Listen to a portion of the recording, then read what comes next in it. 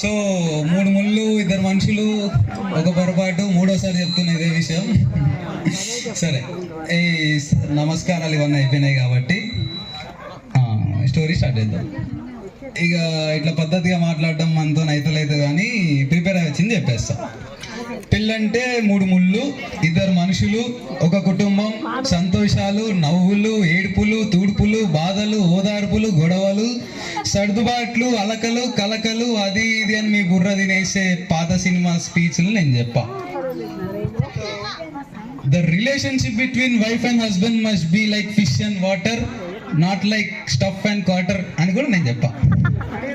ఎందుకంటే ఈ సబ్జెక్ట్లో మనకు పెద్ద ఎక్స్పీరియన్స్ కూడా లేదు కాబట్టి నేను ఈ మాటలన్నీ మాట్లాడినా మీరు ఎవరు నమ్మరు. సో ఈ పెళ్ళిళ్ళు వీటి గురించి మాట్లాడడానికి నా ఏజ్, అనుభవం, ఆలోచన శక్తి ఏవి సరిపోవు అని అర్థం చేసుకున్నా. ఈ రిలేషన్స్, ఎంపతి ఇవన్నీ మనతో అయ్యే పనులు కాదు. మ్యాటర్కి వద్దాం. ఓపేజ్ అయితే మా అమ్మ నాన్న ఒకరినొకరు కానీ, లేదా మమ్మల్ని కానీ, లేదా అత్త మామల్ని కానీ, వీళ్ళెవ్వరిని తిట్టనని తిట్లు ఇద్దరిని తిట్టుకుంటారు. వాళ్ళిద్దరు ఎవరో గెస్ చేస్తారా? తెలుసుకోవాలని ఉందా? ఆ ఇద్దరు ఎవరో తెలుసుకోవాలని ఉందా? ఏంలే, ఒకరు వీళ్ళిద్దరి పెళ్లి సెట్ చేసిన పెద్ద మనిషి, ఇంకొకరు ఈ ఘోరమైన ఐడియాని ప్రోత్సహించి ఈ భూమి నేలని కలిపి పెళ్లి చేసిన పూజారి గారు. వాయమ్మో వారనాయనో, కనీసం ఆ అయ్యగారి అమ్మగారు కూడా ఎప్పుడు ఆయన అంతగానం తిట్టి ఉంటారు. వీళ్ళ మధ్యలో బాధ్యతలు, బరువులు అనే ప్రస్తావన కంటే కూడా సంభావన కోసం కక్కుర్తిపడి వీళ్ళ పెళ్లి చేసిన అయ్యగారి ప్రస్తావన ఎక్కువ. ఇంతకుముందు ఏదో ఆడియన్స్ కనెక్ట్ అవుతారు కదా అని ఘోరమైన ఐడియా అని వీళ్ళ పెళ్ళిని అన్న. యాక్చువల్గా అది మాట వరుస కన్నా పదం కాదు, నిజంగానే పెద్ద ఘోరం అది. ఎక్స్ప్లెయిన్ చేస్తా. మీకు కనిపించిన స్టోరీ కాదు, నాకు తెలిసిన స్టోరీ చెప్తా. ఒక చిన్న టౌన్, అప్పుడప్పుడే సిటీ కల్చర్కి అలవాటు పడుతున్న టౌన్ అది. అందులో ఒక గవర్నమెంట్ ఎంప్లాయీ, ఆయనకి ఒక ఫ్యామిలీ, ఒక కొడుకు, 2 కూతుళ్ళు. ఇదంతా 25 years ముందు జరిగిన కథ. మరి ఇంకా ఆ రోజుల్లో గవర్నమెంట్ జాబ్ అంటే ఇక అర్థం చేసుకోండి. ముగ్గురిని బాగా చదివించిండు, 10th, ఇంటర్, డిగ్రీ అని. అలాంటి న్యూక్లియర్ ఫ్యామిలీలో చుట్టాలు, వాళ్ళతో వచ్చే కష్టాలు ఇవేవి లేకుండా ఎప్పుడో ఫంక్షన్స్ అప్పుడు మాత్రమే బంధువుల్ని కలిసి ఎంజాయ్ చేసేది పెద్ద అమ్మాయి. అంటే కాంటెక్స్ట్ బట్టి మీకు ఏం తెలియాలంటే అక్కడ ఆ అమ్మాయిది ప్రిన్సెస్ ట్రీట్మెంట్ అనమాట. ఆ అమ్మాయిది అనే కాదు, బేసిక్గా ఏ ఫాదర్కైనా, ఎంప్లాయీకైనా, రైతుకైనా, రిచ్ అయినా, పూర్ అయినా, సిటీ అయినా, ఊరైనా ఒక తండ్రికి తన కూతురు ప్రిన్సెస్సే. ఆ కూతురికి వాళ్ళ నాన్న కింగే.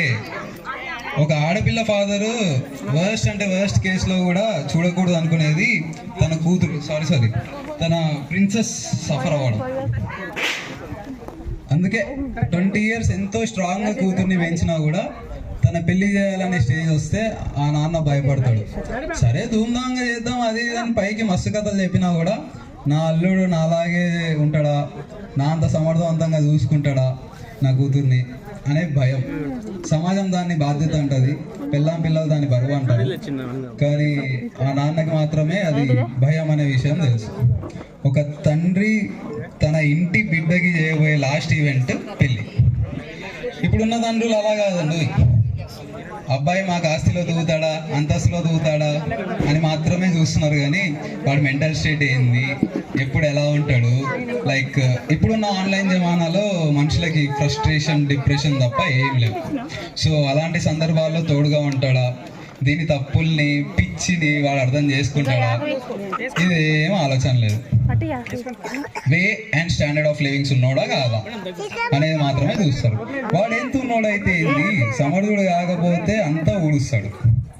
పైసయ్యాలు ఉంటుంది, రేపు పోతుంది. ఈ frustration, depression, overthinking etcetera అనే వర్స్ట్ మెంటల్ ఫేస్లో కూడా తనని పెళ్లి చేసుకున్న భార్య కంట నీరు రానియకుండా చూసుకునేటోడిని ఎత్తుక్కోరి. Mental health is a serious thing these days. Audience ఉన్నారా, నిద్రపోయిర్రా? ఉన్నారు. నైస్. సరే, ఇప్పుడున్న జనరేషన్ పెంట గురించి మనకి ఎందుకులే కానీ ఆ ప్రిన్సెస్ స్టోరీ కంటిన్యూ చేద్దాం. మీకు ఇప్పటికే అర్థమై ఉంటుంది ఆ ప్రిన్సెస్ అని మా అమ్మ అని. అప్పటి వరకు తన చదువు ఏదో చదువుకొని టీచర్ అమ్మ లెక్క జాబ్ చేస్తూ ఇండిపెండెంట్ ఉమా మా అమ్మ అప్పట్లో ఫ్రీ లైఫ్లో హ్యాపీగా చిట్టిపోటి అడుగులు వేస్తూ గెంతుకుంటూ గడిపేసేది. కానీ లైఫ్ అంతా సాగిపోతే సినిమాలో హిట్ ఎట్లయితుంది? కమర్షియల్ ఎలిమెంట్స్ ఉండాలి కదా, షాకులు, ట్విస్టులు, సర్ప్రైజ్లు ఎక్కడి అన్నీ. అప్పుడు ఒకటి అనుకోకుండా ఫంక్షన్లో అలా టీయో జ్యూసో అందిస్తూ పాస్ చేస్తూ ఈ 20 years అమ్మాయి అప్పుడప్పుడే కుటుంబం బరువు బాధ్యతలు పైకెత్తుకున్న ఒక 25 years పిల్లోడికి నచ్చింది అనమాట. ఎస్, 25 years పిల్లోడు. వీళ్ళు కలవడం మొత్తంలో ఏదైనా సినిమాటిక్ గా జరిగిందంటే అది ఒక్క సీన్ మాత్రమే. సో ఆ 25 years పిల్లోడు మా నాన్నగారు అనమాట. వెంటనే ఒక సాంగ్, నన్ను దోచుకుందు అటి నన్ను దోచుకుందు అటి వన్నెల దొరసాని అన్నట్టు క్యాజువల్గా అలా ఫ్రెండ్స్తో ఆ అమ్మాయి బాగుంది కదా అని అన్నాడట. ఫ్రెండ్స్ వెంటనే అలర్ట్ అయిపోయి మ్యూచువల్ ఫ్రెండ్స్లో చుట్టాలతో మాట్లాడి పెళ్లి చూపులు సెట్ చేసారు. నా లైఫ్లో ఇటువంటి ఫ్రెండ్స్ ఉండింటే ఎప్పుడూ బాగుపడేటువంటి.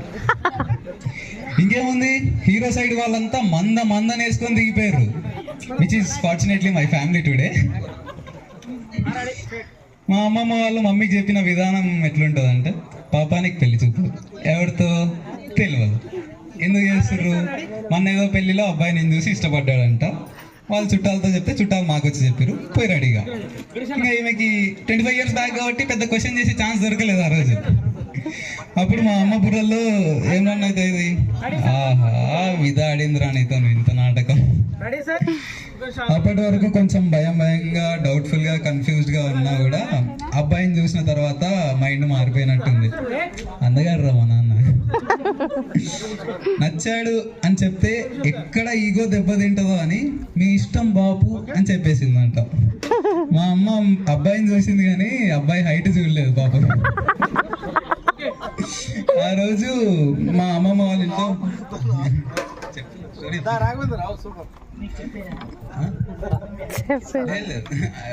నాకు నా సోర్సెస్ నుంచి తెలిసింది ఇదంతా.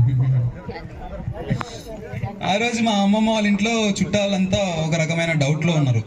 ఏ గవర్నమెంట్ జాబ్ వాడికో, ఏ టీచర్కో, మంచిగా టౌన్లో సెటిల్ అయిన వాడికో ఇచ్చి చేయక ఈ పల్లెటూరు వాళ్ళకి ఇచ్చి చేస్తున్నారు, పాపం పిల్ల ఎంత కష్టపడుతుందో అని.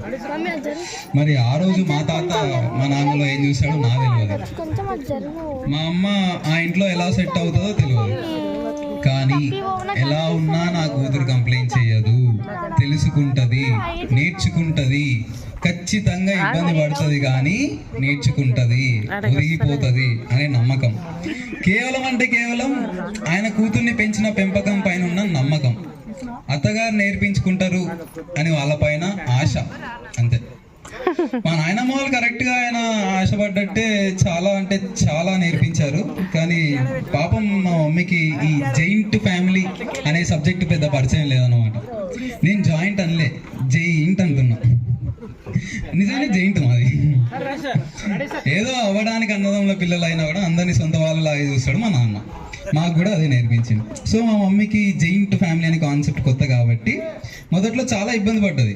ఎక్కడ 5 మంది, ఎక్కడ 20 మంది కాందాను, ఎక్కడ అన్ని అవైలబుల్గా ఉండే టౌన్, ఎక్కడ 5 star కూడా దొరకని ఊరు, ఎక్కడ స్ట్రైట్గా మాట్లాడే మా మమ్మీ, ఎక్కడ మనస్పర్ధలు, తాకట్లు, మౌనరథాలు. నేను అందరి గురించి చెప్తున్నాను. ఈ ప్రతి ఇంట్లో ప్రతి ఫ్యామిలీలో ఉండేటివే. అప్పట్లో ఇంత ఈజీగా ఫోన్ కూడా ఉండేవి కాదు. హలో అమ్మ, వాళ్ళు ఇట్లా అన్నారు, వీళ్ళు అట్లా అన్నారు అని కంప్లైంట్ చేయడానికి. పెళ్లి తర్వాత మొదటి కొన్ని సంవత్సరాలు మా అమ్మ ఎన్ని అనుభవించిందో, ఆ అనుభవం నుంచి ఎన్ని నేర్చుకుందో ఇప్పటికి కూడా కొత్తగా నేర్చుకుంటూనే ఉంటుంది. ఏడుపు, కోపం, బాధ అన్నీ చూపించేది. కానీ ఏ రోజు కూడా మస్తు అయిపోయింది ఇప్పటికే, ఇక వల్ల ఇక భరించలేను అనే స్టేజ్కి మాత్రం రాలేదు. అసలు ఆమె పడ్డవి పెద్ద కష్టాలే కాదు అని చాలామంది అంటారు. I to agree with you. ఇక్కడ అత్తగారు, హస్బెండ్, తోటి కోడలు వీళ్ళెవరు రాచి రంపాలు పెట్టింది లేదు. కానీ ఆ ట్రాన్సిషన్ ఏదైతే ఉందో, ఆ change of environment and way of living సడన్గా మారిపోతే ఎట్లుంటుందో, ఒక అక్వేరియంలో ఉన్న ఫిష్ని సడన్గా సముద్రంలో వేసినట్టు అయిపోయింది. మా అమ్మ మాత్రం ఈ ఫ్యామిలీలో వేసావేంటి దేవుడా అని అనుకోలేదు. ఇది నా ఫ్యామిలీ, దీన్ని బెటర్ లివింగ్ కోసం నేను కూడా పార్ట్ అవ్వాలి. మా అమ్మ మాత్రం ఇది నా ఫ్యామిలీ, దీన్ని బెటర్ లివింగ్ కోసం నేను కూడా పార్ట్ అవ్వాలి అని సర్దుకుపోయింది. ఏ మనిషి కూడా స్వార్థం లేని త్యాగం. ఇక్కడ నాకు సార్ కూర్చోవాలి లేదు, నా స్పీచ్ అయిపోయి కూర్చోవాల్సిందే. పాపం వాళ్ళందరూ అంత కష్టపడి కూర్చున్నారు. నేను వీడియో తీస్తున్నా కష్టపడి. కళ్ళు ఎంత, నేనేం బుక్ మొత్తం రాయలే, 7 పేజీలు 3 అయిపోయినాయి అందులో. నేను వీడియో తీస్తున్నా కష్టపడి. ఏడున్నా మళ్ళీ ఫస్ట్ స్టార్ట్ చేయాలి. ఏమొద్దురా, నా చెయ్యి నొప్పిలేస్తుంది. అంతే, అక్వేరియంలో ఉన్న ఫిష్ తీసి సముద్రంలో వేసినట్టు అయిపోయింది. మా అమ్మ మాత్రం ఈ ఫ్యామిలీలో వేసినది దేవుడు అనుకోలేదు. ఇది నా ఫ్యామిలీ, దీని బెటర్ లివింగ్ కోసం మనం కూడా పార్ట్ అవ్వాలి. త్యాగం చెయ్యరు. ఇక్కడ నాకు అనిపించినంత వరకు మా అమ్మ చేసిన త్యాగం, మా అమ్మకి మా నాన్న పైన ఉన్న ఇష్టం అండ్ ఈ కుటుంబం ప్రేమ పొందాలనే స్వార్థం. ఎన్ని ఎన్ని ఎన్ని విధి విధానాలు మార్చుకుందాం అమ్మ. కేవలం అంటే కేవలం మా నాన్న సురేందర్ రెడ్డి అనే పేరుకి ఉన్న విలువ, గౌరవం తగ్గకూడదని ఎన్నోసార్లు ఎన్నో బాధలు ఎవరికి చెప్పుకోలేక ఒకదే పిచ్చిదానిలో కూర్చుంటుండే తప్ప ఎప్పుడు ఎదిరించింది లేదు. ఎదురు మాట్లాడడం వేరు, ఎదిరించడం వేరు. ఇక తర్వాత నిదానంగా గ్రో అవ్వడం స్టార్ట్ అయింది. ఎవరికి ఎలాంటి డిఫరెన్సెస్ ఉండొద్దు అని చెప్పి చిన్న చిన్న పిల్లల్ని, మా కజిన్స్ అందరినీ మా అమ్మకి అప్పచెప్పి మా నాన్న మా బాగు కోసం తిరిగేటోడు. అందరి పిల్లల్ని తన పిల్లలే అనుకొని పెంచుతుందిలే అనే నమ్మకం. నేను రెగ్యులర్గా ఇక్కడ లేకపోయినా నా గౌరవం కోసం ఈ బాధ్యతలన్నీ మోస్తుందిలే అనే ధైర్యం మా నాన్నకి అమ్మ పైన ఉంటుంది. నా దృష్టిలో అది ఆయనకి అమ్మ పైన ఉన్న ప్రేమ. తెలిసి తెలియని పట్టణంలో చిన్న చిన్న పిల్లల్ని పెట్టుకొని భయపడుతూ కొన్ని నెలలు ఉన్నది. నేను ఎంత సార్లు నేను చెప్తానంట, నేను ఫిక్స్ అయ్యి వచ్చి ఇంకొన్ని నెలలు ఉంటుంది. ఆయన మా డాడీ ఎక్కువ ఇంట్లో ఉండడానికి కంప్లైంట్ చేయలే. ఆయన బయటికి పోయింది మమ్మల్ని బాగా చూసుకోనికినే కదా, మా మంచి ఫ్యూచర్ కోసమే కదా అని తనకు తానే నచ్చ చెప్పుకుంటూ సర్దుకుపోయేది. ఇది మీకు ఆయన పైన ఉన్న ప్రేమ అనుకోవచ్చు, బట్ చూడడానికి మాత్రం the most unromantic couple. Prema direct express చేయడమే కాదు, బాధ్యతలు పంచుకోవడంలో, ఎఫర్ట్స్ పెట్టడంలో కూడా చూపించవచ్చు అని వీళ్ళని చూసినాక తెలిసింది. ఇక తర్వాత అలా బిజినెస్ పెరిగింది. ఎంతోమంది వద్దంటున్నా గుండె ధైర్యంతో మిల్లు వేశారు. అప్పులకు భయపడి ఆ మిల్లు నడపడం నేర్చుకున్నారు. అంతే కదా మరి, బిజినెస్ గ్రో అవుతూ వచ్చింది. కానీ ఈ మిల్ ఐడియా స్టార్ట్ చేసినప్పుడు మా అమ్మ, నాన్న, పెద్దనాన్న, కుటుంబం ఒకరిపైన ఒకరికి ఉన్న నమ్మకం వల్లే ఇవాళ ఇలా ఉన్నాం. ఆ రోజు మా అమ్మకి కానీ మా పెద్దనాన్నకి కానీ మా నాన్న పైన నమ్మకం లేకున్నా ఈరోజు ఇంకా వ్యవసాయం చేస్తూ మిగిలిపోయేవాళ్ళు.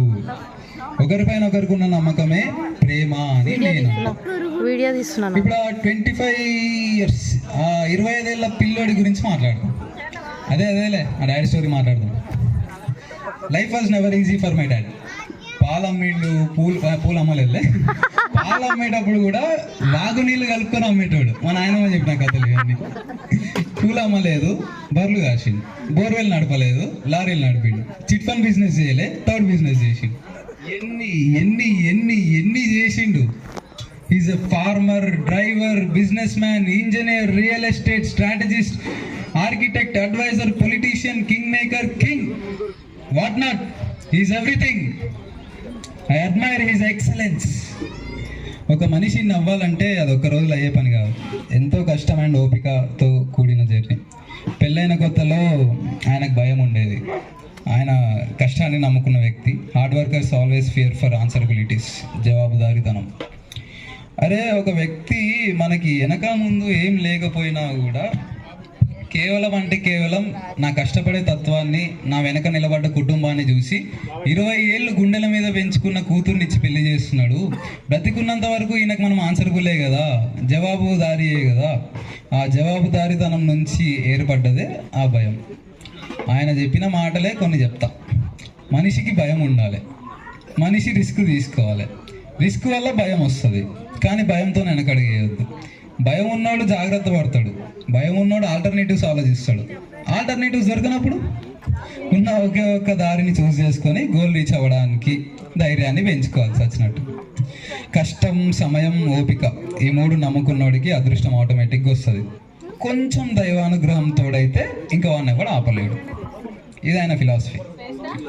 సో భయం నుంచే ధైర్యం ఉడుతుంది అని ఆయన చూసి నేర్చుకోవాలి. సో ఇప్పుడు ఆ ప్రిన్సెస్ని ఎలా ట్రీట్ చేయాలి అని భయం. ఆమె కంప్లైంట్ చేసేది కాదు, ఆమె కంప్లైంట్ చేయట్లే కదా అని ఈయన లైట్ తీసుకునేవాడు కాదు. ఇది అండర్స్టాండింగ్ అంటే. నేటి యువతలో ఇది మిస్ అవుతుంది.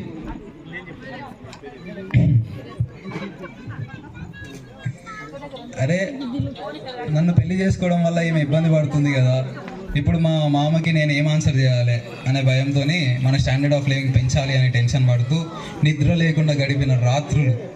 ఎప్పుడు ఆయన నిద్రలోంచి లేపినా ఆ టెన్షన్తో అయమయంతో పెడతాడు ఫేస్. ఇప్పటికి కూడా ఆయన కళ్ళు ఇప్పటికి కూడా ఎర్రగానే ఉంటాయి. అది ఎక్కువ ఫోన్లు మాట్లాడడం వల్ల వచ్చింది కాదు, అంత ఓవర్ థింకింగ్ అన్ని టెన్షన్ల వల్ల వచ్చింది. ఏం లేదండి, ఎదగడానికి దొరికే ఏ ఆపర్చునిటీ కూడా వదులుకొని రిగ్రెట్ అవ్వద్దు, పశ్చాత్తాపడొద్దు అనే టెన్షన్ ఆయనకి. నేను ఓపెన్గా చెప్తున్నా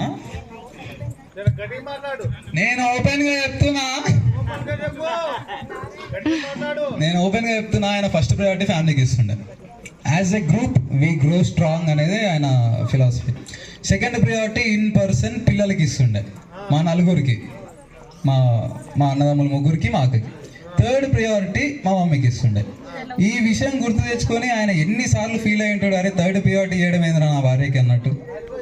ఇంత లో ప్రియారిటీ ఇచ్చినా కూడా తను నా నుంచి ఎక్కువ ఏం ఎక్స్పెక్ట్ చేయదు, సర్దుకుపోతుంది అనే నమ్మకం ఆయనకు ఉంటుంది. సర్లే, ఫ్యామిలీ అంటే నా ఫ్యామిలీయే కదా, నలుగురు నా పిల్లలే కదా, వీళ్ళ హ్యాపీనెస్ కాకుండా నాకు ఎక్స్ట్రా ఏం కావాలి, at the end of the day ఆయనకి నా పైన ఉండే ప్రేమ తగ్గదులే అనే నమ్మకం మా అమ్మకు ఉంటుండే. ఎక్స్ప్లిసిట్గా ఈ విషయాలు మాట్లాడుకోరు, ఒకరి మైండ్ సెట్ ఇంకొకరు అర్థం చేసుకుంటూ 25 years బతికేసి చూడు. ఈ అండర్స్టాండింగ్ని నేను రొమాన్స్ అంట, లవ్ అంట. పిల్లలుగా మాకు వాళ్ళు ఇదే ప్రేమ, ఇవే విలువలు పాస్ చేశారు, మేము ముందుకు పాస్ చేస్తాం. నా 21 years ఇండస్ట్రీలో, అంటే నా ఏజ్లో, ఇన్ని పెద్ద పెద్ద మాటలు, ఇంత ధైర్యం ఎప్పుడు లేకుండే, ఇప్పుడు కూడా లేదు, అందుకే రాసుకొని వచ్చిన. బహుశా ఈరోజు వాళ్ళు నా పక్కనే ఉన్నారన్న ధైర్యమేమో. ఈ ధైర్యం, బాధ్యతలు, విలువలు అన్నీ ఒకటే చోట పుట్టినాయి వాళ్ళ ప్రేమ నుంచి. But still they are unromantic, the most unromantic couple. ఈ ప్రేమ మనకు కనిపించదు, ఎందుకంటే మనుషులు అర్థం చేసుకోవడానికి ఇది మామూలు ప్రేమ కాదు. అంతే, వదిలేస్తున్నా. You can relax. Bye. Thank you for bearing. So ఇంత గట్టిగా మాట్లాడినా ఏమన్నా విన్నారా?